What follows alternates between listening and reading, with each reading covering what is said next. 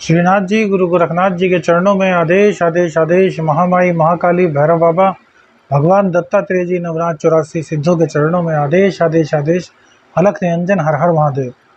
वृश्चिक राशि, वृश्चिक राशि का जुलाई माह का कैसा रहेगा शुभ फल, किस प्रकार से मंगल देव, बुध देव, सूर्य देव और शुक्र देव का जो राशि परिवर्तन होगा, किस प्रकार से आपके जीवन को प्रभावित करेगा, आज इसी पर चर्चा करेंगे। देखिए, वृश्चिक लगन के बारे में बहुत लोगों के हमारे पास सवाल आते हैं। मंगल देव के नीच क्या होने के कारण लग्नेश का नीच होना बड़ा गंदा माना जाता है। जीवन में संघर्ष उत्पन्न करता रहता है। जीवन में कभी भी संघर्ष से ऐसा व्यक्ति नहीं निकल पाता जिसका लग्नेश नीच का हो, यह एक सूत्र हो। लेकिन यदि वृश्चिक राशि की बात करें, लगन की बात करें, तो वृश्चिक लगन में मंगल देव नीच के कहाँ पर होते हैं? नवम भाव में। तो लग्नेश नवम भाव में चला जाए, यह अति उत्तम स्थिति होती है, राज योग कारक स्थिति होती है। और यहीं पर आकर के मंगल देव अपनी कर्क राशि में भी आ जाते हैं, जहाँ पर कि वो नीच के होते हैं। तो बहुत से लोग पूछते हैं कि हमारा वृश्चिक लगन है और मंगल देव हमारे नीच राशि के हैं, तो क्या हमें मंगल के कैसे प्रभाव मिलेंगे? तो भैया, दोनों के ही प्रभाव आपको मिलने वाले हैं, इसमें कोई भी दिक्कत नहीं। सबसे पहले तो वो लोग यह देखिए कि जिन लोगों का मंगल, वृश्चिक लगन की बात कर रहे हैं यहाँ पर, वृश्चिक लगन में जिनका मंगल नीच राशि में है, वो लोग आक्रामक बहुत होते हैं। लेकिन जब लड़ाई की बात आती है, झगड़े की बात आती है, दो हाथ करने की बात आती है, तो वो अचानक से डर जाते हैं, उनका दिल धक धक करने लगता है। कहने का तात्पर्य यह है कि दिखाते तो हैं कि हाँ, हम बहुत बलशाली हैं, बल भी होता है उनके अंदर, लेकिन अंदर से वो इतने स्ट्रॉन्ग नहीं हो पाते। हालांकि एक बार यदि उनका दिल खुल जाए, दो हाथ करना चाहें, तो फिर वो दूसरे को परास्त भी कर सकते हैं। लेकिन उस शक्ति को जगाना पड़ता है, जैसे कि हनुमान जी को उनका बल याद दिलाया गया था। सबसे पहले तो यही होता है।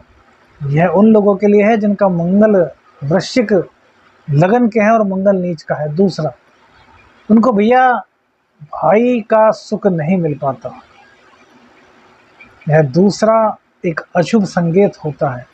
लेकिन इसी के साथ साथ उनकी जान पहचान बहुत होती है। वो अपना कार्य किसी न किसी तरीके से कह सुन कर के करवा ही लेते हैं। भाग्य का साथ उनको मिलता है, संघर्ष उनके जीवन में होता है, लेकिन ऐसा नहीं कह सकते कि भाग्य का साथ नहीं मिलता, क्योंकि लग्नेश का नीच होना भैया संघर्ष कराता है, लेकिन भाग्य भाव में बैठना भाग्य भाव को भी मजबूत करता है। तो दोनों परिस्थितियां एक साथ चलती हैं। वृश्चिक लगन के हैं, मंगल नीच में है, तो आगे भी आपको इसके बारे में बहुत सारी जानकारी देंगे। लेकिन अभी बात करते हैं, अभी तक मंगल देव जो थे नीच में थे, तो आपको धन का फायदा इन्होंने कराया होगा, अचानक से धन प्राप्ति आपको हुई होगी, कई चीज़ों में आपका भाग्य भी साथ दिया होगा। लेकिन अब जो वृश्चिक लगन वाले लोग हैं, वृश्चिक राशि वाले, देखिए यह चंद्र राशि के आधार पर जो अब आगे बताएंगे पूरी कुंडली, वो चंद्र राशि के आधार पर होगा। तो छठे स्थान के और आठवें स्थान के मालिक होते हैं, जो कि अब आपके दशम भाव में चले गए हैं। तो लग्नेश का दशम स्थान में जाना बहुत अच्छी स्थिति होती है। व्यापार के लिए बहुत फायदेमंद रहेंगे, व्यापार में आपका वर्चस्व बढ़ेगा। पुलिस में हैं आप, सेना में हैं आप, ऐसे किसी काम में है जहां पराक्रम की आवश्यकता होती है, तो भैया आपका नाम छाने वाला है। आपके सभी दुख दर्द दरिद्रता जो चल रही थी अब तक, वो समाप्त होने वाली है। हालांकि पिछले जो गोचर में 45 दिन के गोचर में मंगल देव ने आपको दरिद्रता तो कम से कम नहीं दी होगी। हाँ, शनि देव की जो ढैया का असर आप पर चल रहा है, उसके कारण आपके कामों में दिक्कत आई होगी। लेकिन शनिदेव के वक्री होने के कारण कहीं ना कहीं आपको राहत भी मिली होगी, पराक्रम आपका बढ़ा होगा और ज्ञान भाव में भी आपकी वृद्धि हुई होगी। जो लोग आपसे प्रभावित नहीं हो रहे थे, आप पर शक डाल रहे थे, वो आपसे कहीं ना कहीं अब प्रभावित हो रहे होंगे। तो कुल मिलाकर के अब मंगल देव का प्रभाव आपके लिए और सुमंगलकारी होने वाला है। लेकिन चूंकि ये रोग रिपु ऋण के भी कारक हैं और इनकी दृष्टि लगन पर पड़ेगी, जहाँ की उनका अपना ही घर है, तो भैया क्या होगा, तो इसके कारण से कहीं ना कहीं रोग रिपुण आपके सामने आएंगे, लेकिन आप उनको मात दे देंगे।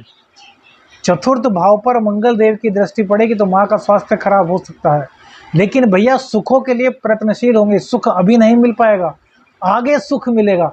वो सुख कैसे मिले, इसके लिए आप धन कमाएंगे, इसके लिए आप बिजनेस करेंगे, इसके लिए आप जितने रिसोर्सेज हो सकते हैं वो इस कार्यकाल में बनाएंगे। इनकी 8वीं दृष्टि आपके पंचम भाव पर पड़ेगी तो आपका ज्ञान बढ़ेगा। प्रेम संबंधों में जरूर ये कहीं ना कहीं दिक्कत देंगे। गर्भवती स्त्री आप हैं तो यहाँ भी आपको दिक्कत हो सकती है, लेकिन आपके ज्ञान को बढ़ा देंगे, आपके वर्चस्व को बढ़ा देंगे, आपके शौर्य को बढ़ा देंगे, आपके पराक्रम को बढ़ा देंगे। बस अभिमान मत कीजिएगा और हनुमान चालीसा का रोज पाठ करते रहिए। मंगल का यह गोचर बहुत बढ़िया रहेगा। अब इसी के साथ सूर्यदेव अब गोचर चेंज करेंगे और आपके नवम भाव में आ जाएंगे। तो नवम भाव में सूर्यदेव का आना बहुत कल्याणकारी रहेगा। भाग्य के बल पर आपका बिजनेस बढ़ेगा। 2-3 काम, जो 2-3 बिजनेस आप करना चाहते हैं वो आपकी अभिलाषा पूर्ण हो जाएगी। कई चीजों में आपको अचानक से भाग्य के बल पर उपलब्धि प्राप्त होगी। जिस कार्य को करना चाहेंगे वह कार्य आपका हो जाएगा।